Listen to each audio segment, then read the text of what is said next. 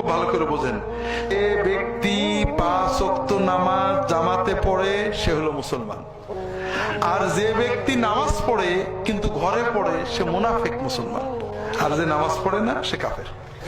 কিন্তু আমরা জামাতের গুরুত্ব বুঝি না ভাই। সারা রাত তাহাজ্জুদ পড়ার চেয়ে জামাতে নামাজ পড়া অনেক গুরুত্ব। আল্লাহ রাসূল সাল্লাল্লাহু আলাইহি ওয়াসাল্লাম বলছেন, কেউ যদি ইশার নামাজটা জামাতে পড়ে আর ফজরের নামাজ জামাতে পড়ে সারা রাত তাহাজ্জুদের সওয়াব পাবে। কাজেই ভাইরা জামাতে নামাজ ছাড়বেন না। অনেকে বলে যে অমুকের পিছনে নামাজ হয় না, তমকে ও ভালো ইমাম না। জামাতে নামাজ পড়া আমার জন্য ওয়াজিব। ওই ইমামের গুনাহতে আমার কিছু হবে না।